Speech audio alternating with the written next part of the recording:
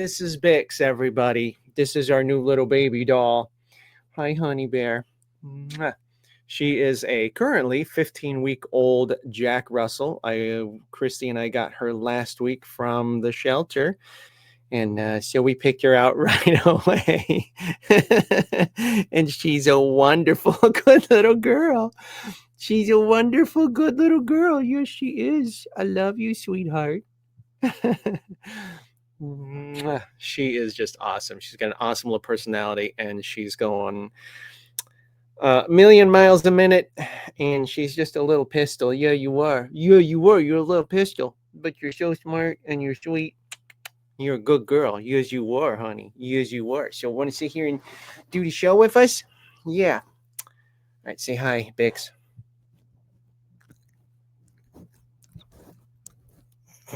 She's like, "Can I chew on it?" That's okay, silly girl. That's okay, silly girl. So yeah, that's the big news this week. And so this week we got her last Friday. Actually, she's been here a week. I'm gonna put you down, little girl. You truck around a little bit.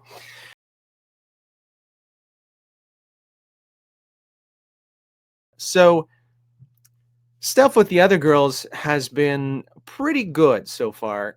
Olive seems to, for the most part, like her. She wasn't really sure, on the outset. And of course, Olive, she's an old lady. She's getting up there, and she's blind. But she's been very tolerant. I'm super proud of her. Of course, we've been very supportive of allowing her to set boundaries when she needs to, and of course, intervening and running interference so Bix isn't too annoying. And Bix is trying really hard to be friends. She wants to be friends so badly. But, of course, being a little puppy, that means that she gets a little annoying sometimes. So that's been going pretty well. This morning they were snuggled up together on the couch while I was drinking my coffee, and they did a great job. But then, just about 20 minutes ago, Bix ran into the bathroom and was greeting Olive, and Olive kind of gave her a little bleh. And Bix was like, "Oh my God, I screwed up so bad." And, so I was like, okay, Bix, you got to back off. Olive, that's okay. You're allowed to set your boundaries. That's okay. And just intervening. And then with Peaches, the cat, of course, Peaches thinks she's the warden. So it's been hit and miss too. Sometimes I don't think she likes Bix running around like a little Jack Russell, and so she chases her and bats at her.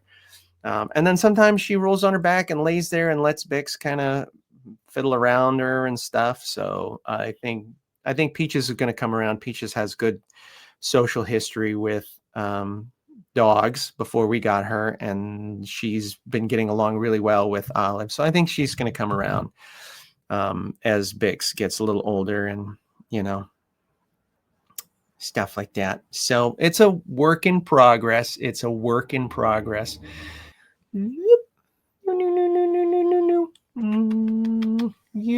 Oh, scratch that little neck. Oh, does that feel good? Oh, that feels so good. Oh, right there. Oh, that stuff, that feels so good. Yeah. Little girl. Yeah.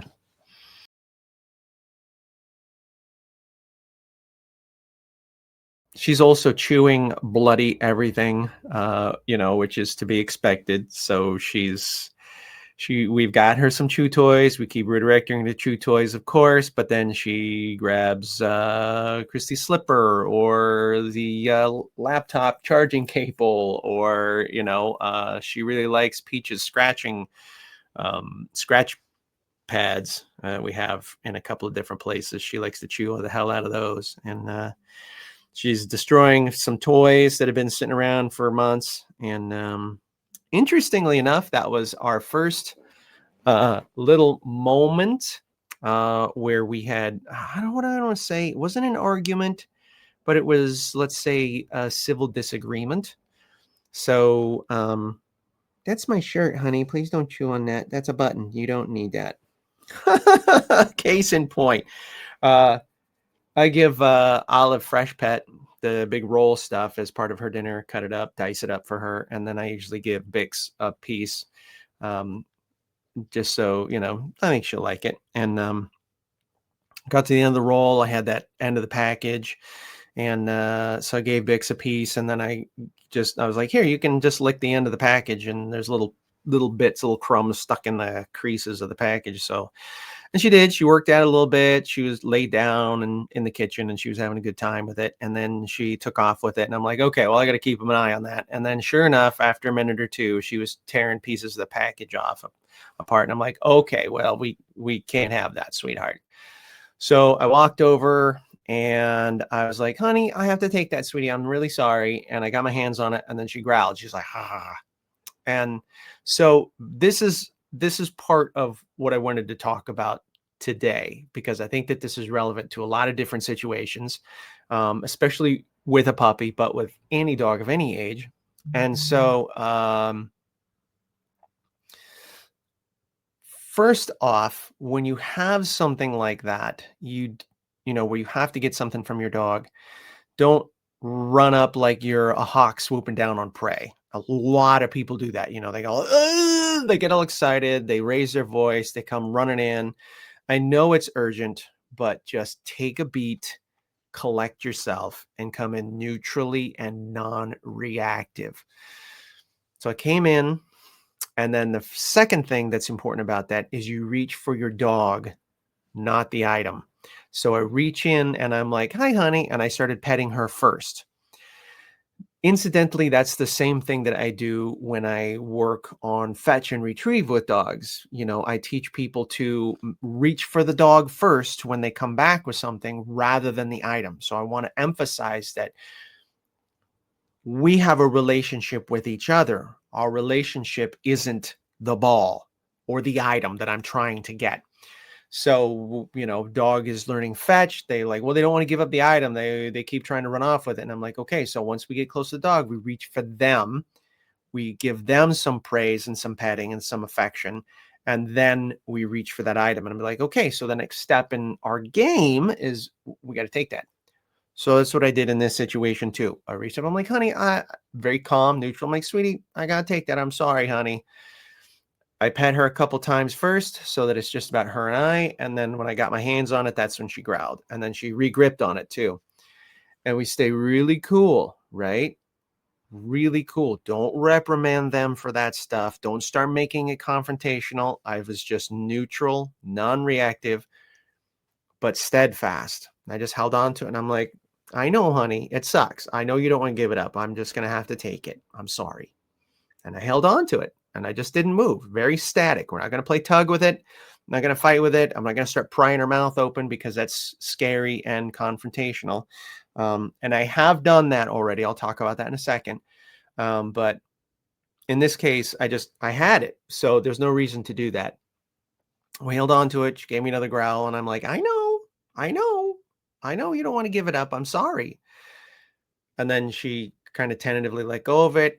It disappeared behind my back. I'm like, wow, thank you. Great job. That was super. I really appreciate that. Thank you. And of course, instantly she flipped and she was like, yay, okay, what do you want to do now? And so, we salvaged that moment. And so it's so important because it's so easy to turn that into a confrontational thing. And that's how you get a dog that once they have something, they run from you. They start playing that keep away. And in the worst cases, they start getting aggressive right away. They get really possessive. And then now you have a resource guarding problem. And I don't want to create that. So I just want this to be like, hey, sometimes I just have to take things away. I know it sucks. I promise we're going to have a good time doing it and we'll be off to other good things. It's not a dead end. I have had to open her mouth a couple times. She picked up a corn kernel that I didn't want her to, like a popcorn kernel that Christy dropped that I didn't want her to swallow. And of course, outside we're doing our potty training stuff and she's picking up, it's fall. So there's pieces of blossoms falling off of trees and sticks in the yard and little pieces of who the hell knows what. And so there's a couple of times she'd dip down and grab it and I'd be like, oh, what do you got there? And I see her mouth moving and I'm like, honey, I'm going to have to take it. So same thing. I reach for her first, very calm, very, I'm just immobilizing her. I'm not squeezing her or I'm not yelling at her. I'm not raising my voice. And then I just, I get in there and I go, okay, let me see what it is. Keep your voice upbeat and peppy. Let me see what it is. Where is it? I know. I know. And then I get like, okay, good job. Thank you. Thank you. I know that was weird. That was weird. And then we right away go off into something else. Like, come on, let's go find something else. Do you ever offer to trade for forbidden object? Yes, I do. I think that is a good strategy, especially for a dog that already has some pre-existing resource guarding tendencies. Um, usually I think if that's going to be a strategy that you're going to try to employ, then you want to make sure that you have reasonably equivalent things that are interesting, and then also rehearse that trade with things that are not interesting. So you might put something in front of the dog and they're like, what is this? I don't want this. And then you go, hey, let's make a trade. And then you swap it out for something they do want, and kind of rehearse that whole thing with the same language that you would use in a quote unquote emergency situation. I think that's a good strategy. And I've had some of my students use that for resource guarding pieces. Just in the incidents that we had, we're sitting on the couch, we look over, what are you doing? Oh, hey, what do you got there? Like, I just attend to it right there. She's going to be, I have a feeling, because we've been using some flirt pole. It's actually one of Peach's flirt poles that she doesn't like, but we've got a little tiny cat flirt pole with this little fuzzy thing on it. And Bix just thinks that is the raddest thing in the world.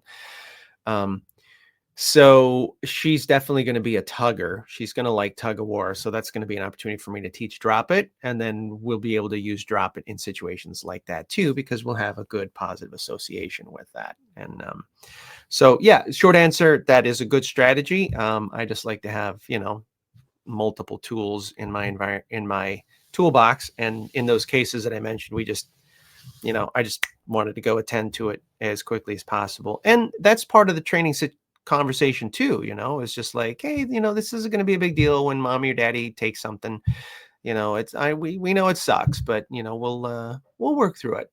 And she seems to be doing okay so far. I know once she hits adolescence, that conversation will probably change a little bit, and we'll work through it. It's part of the process. Like, hey, my dog picked up Christy's slipper, or she picked up a whole roll of toilet paper. I was in the bathroom using the bathroom, and she found in our little like linen closet in our master bath where we keep the toilet paper, and she was nosing in it, and I was like, what are you doing? And then here she picked up a whole roll, which is like easily half the size that she is, and just lifted it up, and she had that little trot with the little tail up, and she's like, I'm gonna go play with this now. And honestly, I was laughing the whole time I went to go get that. I was just like, oh my God, that's adorable.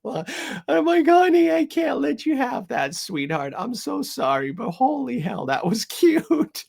And I took it from him. I'm like, thank you, sweetie. I'm sorry. Come on, let's go find something else to play with, sweetheart. And she was like, okay. But I could just see other people just like scaring the hell out of their puppy. I know people have done it. I've seen people do it in puppy classes. Like, when the puppies are playing, and then so one puppy gets too intense, and then the other puppy just goes, kind of goes, ah, like, hey, I mean, that's a natural response. Like, they didn't bite. They're not starting a fight. They're just saying, hey, that's enough. I don't like that. If you want to continue playing with me, you got to stop that, which is a perfectly healthy, normal response. And then they grab their pen like, hey, don't do that. And I'm like, no, stop. Don't reprimand. What are you doing? Don't reprimand them for that. And then same thing. Yeah, I get that blue screen. They're like, oh, well, but I don't want her to do that. And I'm like, why? She's telling the other dog that she didn't like what that dog was doing. Wouldn't you do the same thing if somebody in public was doing something you didn't like to you? And they're like, oh. I'm like, it's okay. It's okay. We'll step in. We'll intervene. We'll mediate if we have to.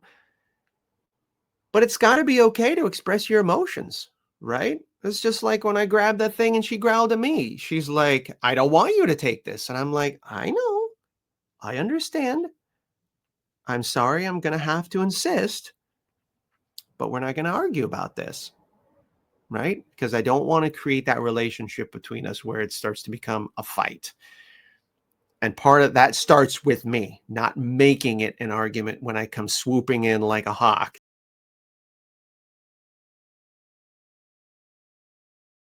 We have puppy class tonight. It's our last puppy class of 2025. It's starting tonight, and Bix is going to be in it, of course.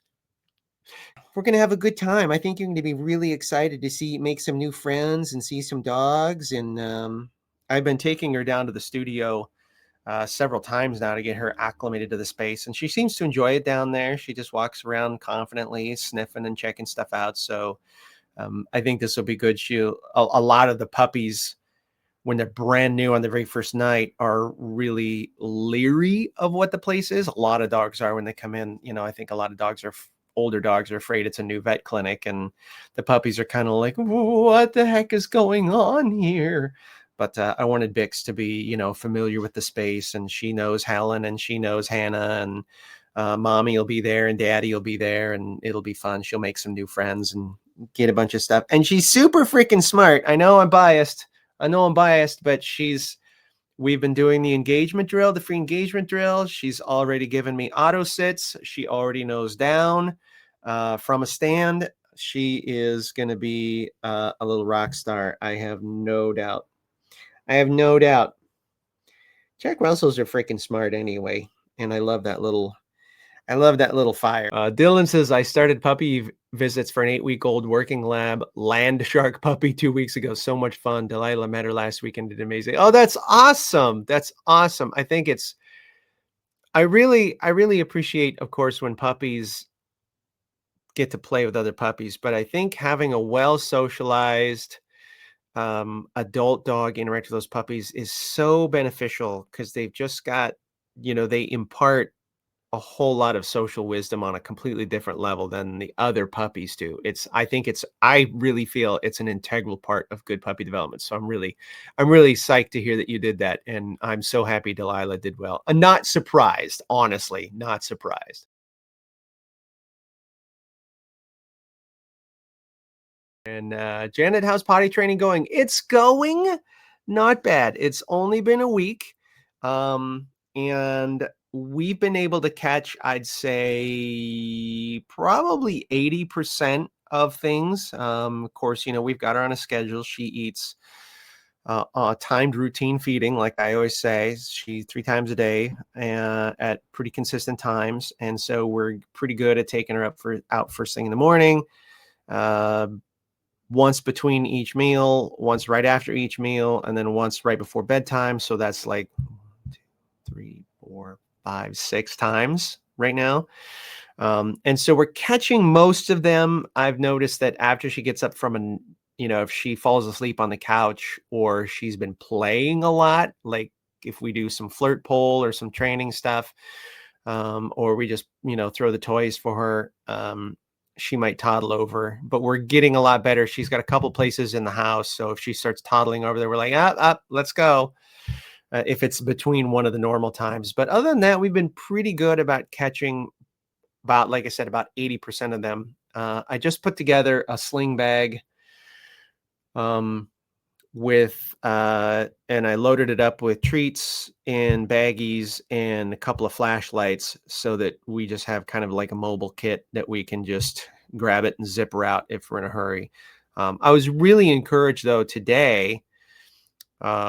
Christy gets up really super early to get ready for work, to go to school. And so she does Bix's breakfast and first potty. And then I take care of her second potty when I get up. And, I'll be damned. I didn't get up and love her up a little bit. And then she went zipping over to the door. And I was like, well, I didn't say I was going outside. Did you need to? And I took her outside and I just said, well, let's see what happens. And she took a dump outside. So I think the notion is starting to track a little bit. It's got a question here. I have a 15-week-old male Frenchie boy here for a long-term board and train. He had been crated in half of a very small wire crate, basically a shoebox, and learned that he had to pee on himself because no one was there when he had to go. Buddy. Oh, 15 weeks old, same age as you, little sweet baby. He even peed while eating a meal. He is in a large X pen with a grass potty. After a week of being able to walk to the potty and my taking him outside every hour, he is now barking to go outside and potties outside 90% of the time. Oh, that's awesome. At one point, I thought, and it cut you off there. Sweet boy. Well, looks like he's catching up. That's awesome. Great job, Janet. Oh, buddy. Shouldn't be in a place that small, little guy. Oh, Janet continues that dog. She thought he might have had a neuro issue or a bladder infection at first. Just poor environmental management, little guy. As soon as you got him a better environment, more conducive, that's just not natural for a dog to do those things, especially right where they're eating. That's just they're so now that you have better environmental management and support and encouragement, he's like, yeah, man, this is so much better. Holy smokes.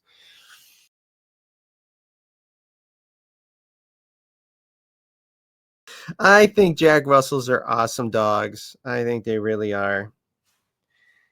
Darwin was awesome. Every Jack Russell I've worked with in Simpatico at the shelter, I've really loved. And, they're not for everybody because they're amongst terriers. I think they're the most terriery. All terriers are, of course, have a lot of piss and vinegar, but I think Jack Russells specifically are the ones that the terrier name was designed for. It's so fascinating to me too, on a side note, watching and I know this, from my studies with applied ethology, and of course I've worked with so many dogs, and I know this, but it's so interesting to watch with this young dog that I brought home at 14 weeks, and to watch all that pre-installed software that's 1,000 years old just come out without any training or practice. It's just there. So watching her with the flirt toy, she boop, boop, boop, boop. She brackets it, and then she pounces on it, and then she does the little kill shake on it and stuff. Like, that is just purely just from the depths of her DNA. And then watching that terrier. So, terrier means into the earth. Terriers are typically known for going down holes after things or into warrens after little animals. And she is just every tight little space that I didn't even know existed or I never even thought about. She comes across it. She goes right into it, under an end table, under the couch, between the couch and the heater here, under the desk, between the fridge and the wall, right? She'll go behind things, between things, underneath things. It's just that little terrier, like, oh, it's dark and close, I'm gonna slither on through it and see what's in there. It's hilarious. And just watching her prey drive kind of pop up when we pull out that toy, just, I mean, right away. I mean, she was kind of playing with the end of it one day, and I picked it up and I was like, oh, what happens if I change? I was like, whoa, holy hell. And she was like, yeah, that's my jam. So it's just so fascinating to watch those things. Just, you get the right releasing stimuli and they just pop fully formed, like out of nowhere. It's so cool. Sheila said regarding terrier digging, is it even possible to get to a point where they'll ignore the chipmunk that went down a hole in the garden? I'm still having to watch Archie all the time outside to call him away from digging. I'm beginning to think this will have to be a management thing, and I'll never be able to override such a strong instinct just by rewarding coming away. Well, it definitely takes a lot of work. It's not, you're talking about releasing stimuli there. And so just really briefly, like, you have these what are called modal action patterns, which are like entire series of a sequence of actions that are coded deep into the genes, and then they just sit there waiting like a sleeper agent. inside your dog. And then you get this releasing stimuli. And a releasing stimuli is what, I mean, it's exactly what it sounds like. It's a series of conditions in the environment that the body on a visceral level recognizes that triggers those modal action patterns. That's why you see herding dogs trying to herd people and animals, terriers chasing things, sight hounds chasing things on the street, scent hounds following sniffs, smells, guardian dogs not letting people in the house. These are deeply coded sleeper agent kind of sequences that certain environmental stimuli are actually releasing stimuli that trigger those sequences.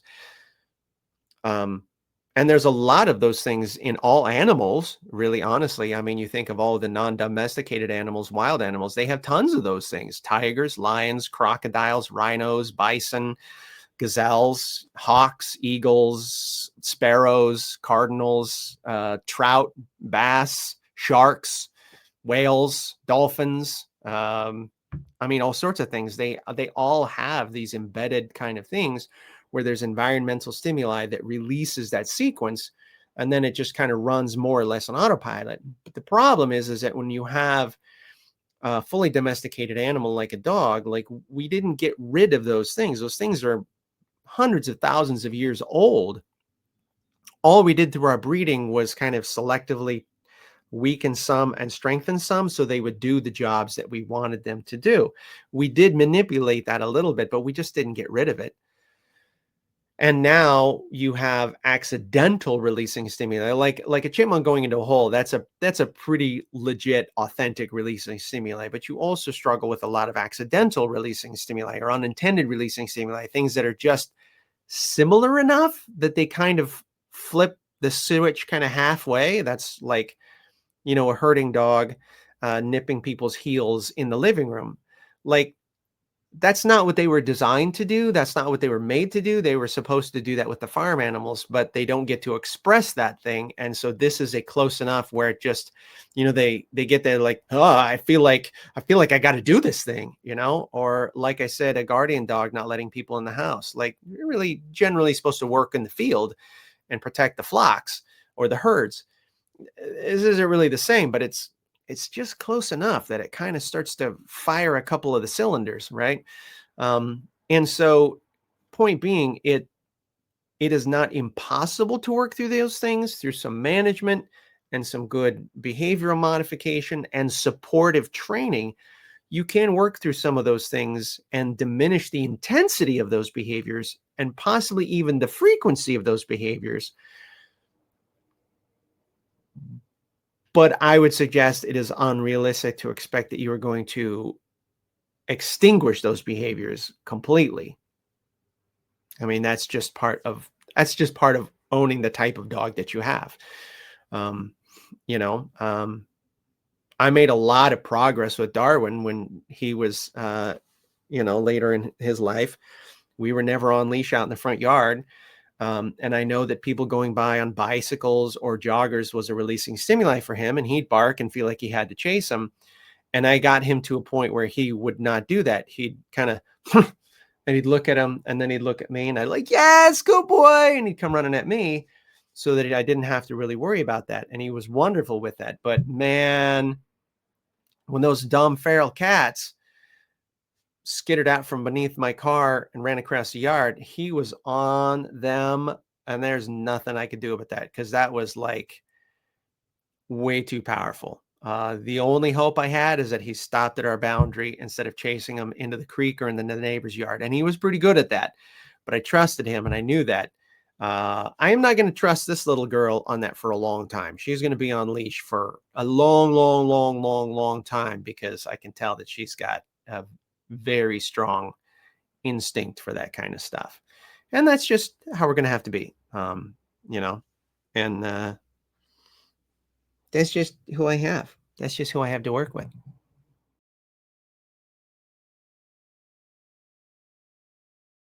Uh, Jenny, discussing crates the other week, we were wondering if breed affects tendency to like crates, e.g., terriers under the earth versus, say, husky, which is a bred for great outdoors. Thoughts? Um, I don't know if I have, in my personal experience, has seen that breed matters in that respect. I think terriers probably like to get into things, but I don't know if that necessarily equates to crating. It's things like, Boston Terriers always like to burrow under covers, in my experience, or mostly, not always, not every single one, of course, but I mean, enough that the ones that I've had and people that I have that have Bostons are like, oh yeah, no. Little things like that, where they like to kind of den up in certain spaces. I think really crating is really completely dependent on the dog and their experience and their prior learning and their individual senses and temperament and genetics and things like that. I've known plenty of huskies that enjoy spending time in their crates, and I've known plenty of terriers that are stressed out in crates. So I think it really depends on the dog, and what you're doing with it, right? So I personally think that I don't think, how do I want to say this? Some trainers use certain things as like their go-tos, like they're just absolutely friggin' gaga, which I shouldn't say that too sarcastically, because there's a few things like, like engagement and stuff like that that are my thing that I'm gaga about. But I think some trainers are just like, they're so hard up for crates and place. Like those are the two things that I see so many trainers. I have so many clients. I can't even talk about it. So many clients that have come to me, and they, during the intake, we have this previous training part of the intake. And we have clients that have listed tons of different, like, well, I went to see this trainer and then this behaviorist and this veterinary behaviorist and then this trainer and then this trainer. And then I did a Zoom with this trainer from another continent and this trainer. Da, da, da, da. And so many of them are just like, first thing out of the box, crate training or place. Like, oh my God, the dysfunctional obsession with place with every trainer. Holy crap. I'm not saying that crate training and place don't have their places. I'm not saying that they're not useful in some situations, but they're not for every dog. I think crate training is probably a useful life skill for a dog to have because, well, what happens if they have to go to the vet and then they're crated, at the end of a long procedure while they're recovering or something like that? Or if you have a dog that requires grooming, well, very often after the groom, before you pick them up, they're going to go into a series of crates. I've worked with a couple of grooming facilities. Um, if anything happens to you, whether that's a car accident, natural disaster, illness, and your animal has to be attended to, there's a good chance they're going to get picked up by animal control for a humane custody while you are being taken care of. They're going to have to go into a crate or a kennel. So I think it's a good life skill for a dog to have, but that doesn't mean that I think that it needs to be a daily thing for them. Um, I have created some of my dogs in the past, but that was just in the house I was living in. It was the best option for everybody while we were out of the house. Since I've moved here, we haven't really used crates. They've been either free roaming or just gated into certain rooms here and there. There's lots and lots of dogs that I've worked with where they've struggled in crates, and I'm like, well, do they have to be in a crate?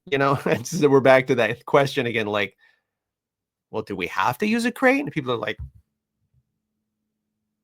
I don't know. I just thought you were supposed to use one. I'm like, well, let's try it without a crate. Let's see what happens. And honestly, 9 out of 10 of those dogs do much better home alone if they're not in a crate.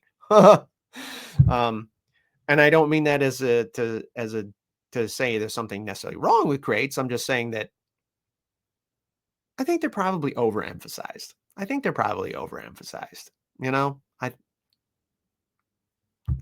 again, just like place, like there's a use for it. It's one tool in the arsenal, that you're not going to pick up very often. Like if you have to, I'm glad you can. I'm not going to make you do it all the time though. Um, But, in certain cases, especially then like, like a puppy, we're not using a crate for Bix, but we're using a pen, some kind of confinement. Sometimes confinement is an important part of a training protocol.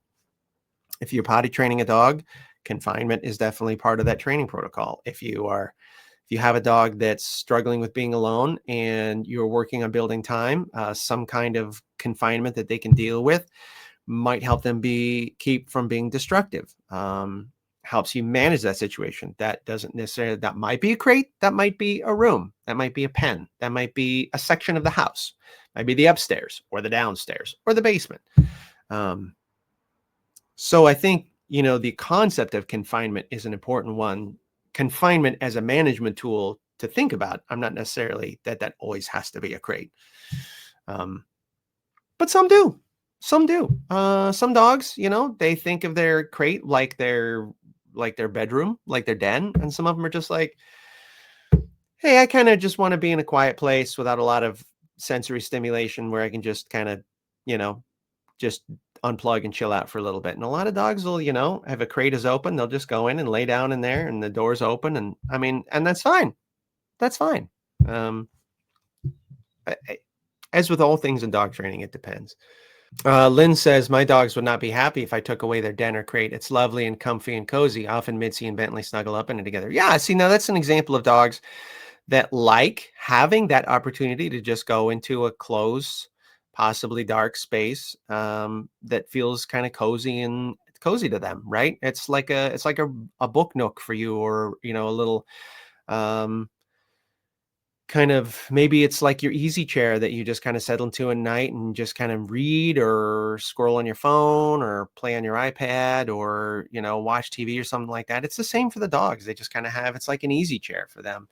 And I think that's, in my mind, I feel like that's different than the notion that we've been talking about of like, well, you got to have a crate and they got to be crated at night and they got to be crated when you leave. And these weird kind of compulsory uses of these things. Whereas, you've got this as a feature in the environment that they enjoy and that they capitalize on.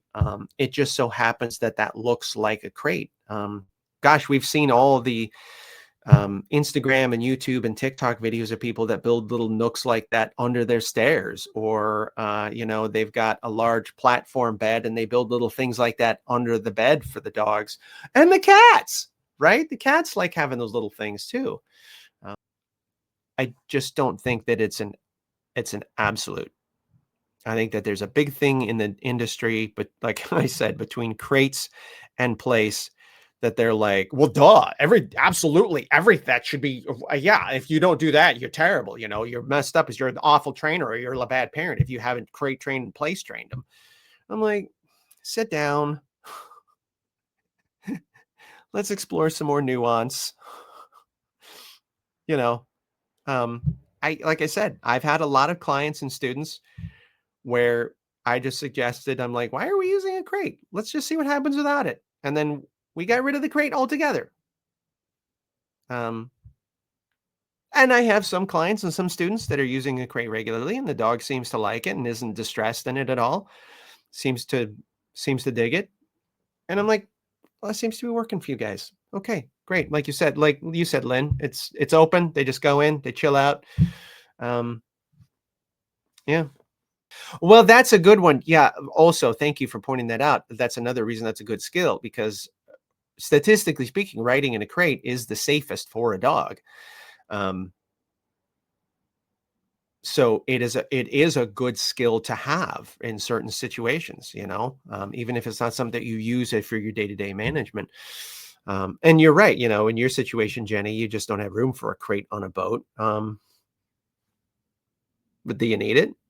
Why don't we say goodbye to everybody, little Bix? What do you say? Oh, little cheeseburger. She said, Daddy, I'm napping. Wait till I get the food out. You're going to wake up really fast. Oh, you sweet little baby girl.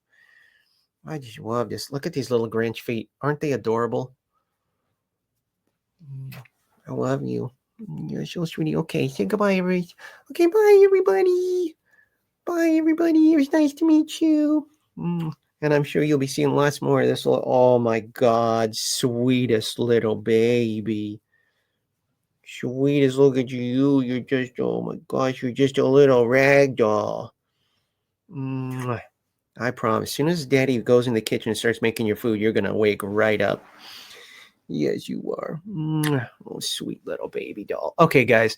Um, so have a wonderful weekend, my friends, and stay well. Give your doggies a kiss on the nose from Uncle Ian if they want it. Of course, consent always matter. And keep learning, keep practicing. And Bix and I will see you later. Cheers, guys.